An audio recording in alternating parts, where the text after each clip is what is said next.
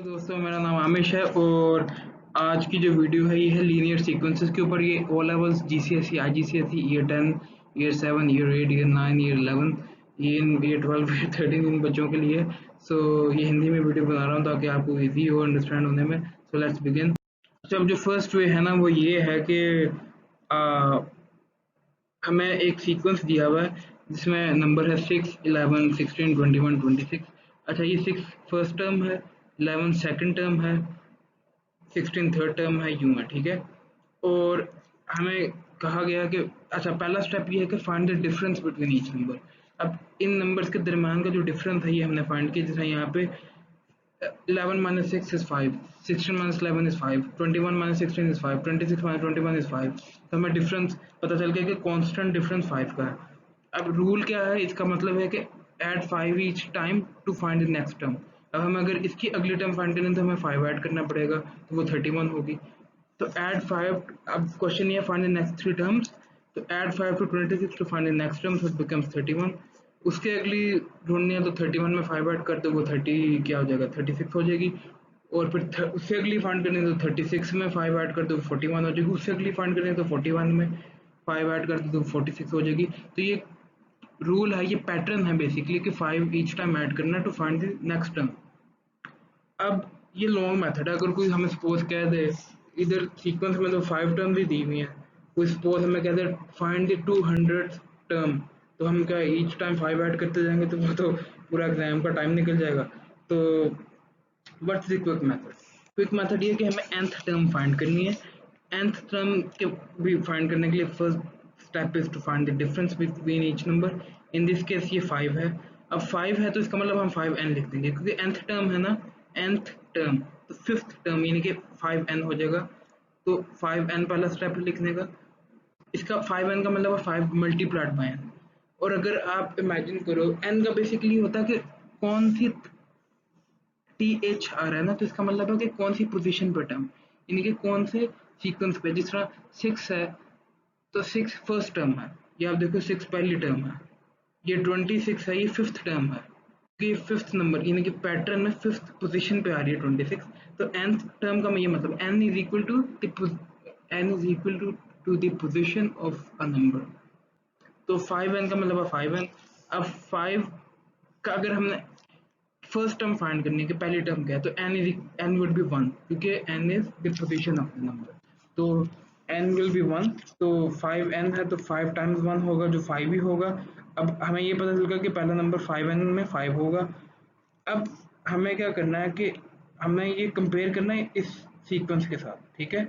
इस सीक्वेंस के साथ कंपेयर करना है, और इस सीक्वेंस में पहला नंबर 6 है, लेकिन हमारा तो 5 आ रहा है आंसर। अब हम 5n करके फर्स्ट टर्म में हमारा 5 आ रहा है, ठीक है, लेकिन वहाँ पे तो 6 आ रहा है।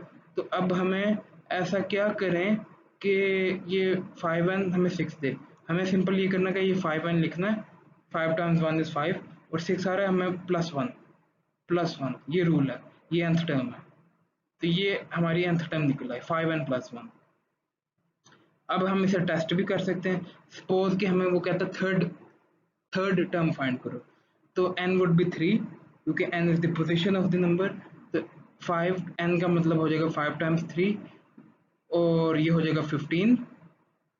और हमारा रूल क्या था, 5n+1, ठीक है। हमारा जो यानी कि nth टर्म की जो पैटर्न यानी कि जो एक्सप्रेशन था वो था 5n+1, और 5 टाइम्स 3 इज 15, और इसमें ऐड 1 कर दो तो ये हो जाएगा 16, और थर्ड टर्म 16 ही है। यार देखो, थर्ड टर्म 16 है, तो ये यूं फाइंड करना बहुत सिंपल है। क्वाड्रेटिक इक्वेशन तो मुश्किल होती है, वो मैं आपको आगे जाके बताऊंगी। लीनियर सीक्वेंसेस इजी है। अब हम करेंगे इन डेप्थ एनालिसिस, ओके। तो ये वो सीक्वेंस दिया हुआ 6, 11, 16, 21, 26, इसमें हम ईच टर्म 5 ऐड कर रहे हैं। nth term is 5n+1, because 5n would be is equal to 5, since 5 अगर हम पहली पोजीशन पहला नंबर ढूंढना है, first term, if you want to find the first term, then 5n would be 5, because 5 times 1 would be 5, and the first term in the sequence is 6. So this means we should add 1 to 5n to give 6. So the nth term is 5n+1. मैं आपको बता दिया। अब question ये find the 13th term and the 100th term. तो 13th term का मतलब है n would be 13, n would be 13, hundred term का मतलब है n would be 100.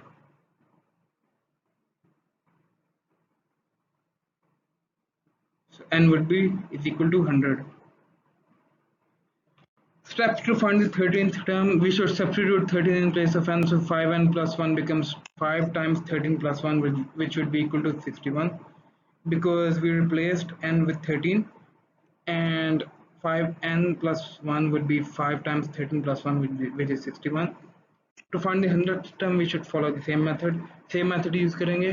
100 को substitute करेंगे n की जगह, so 5n plus 1 becomes 5 times 100 plus 1, which is equal to 501.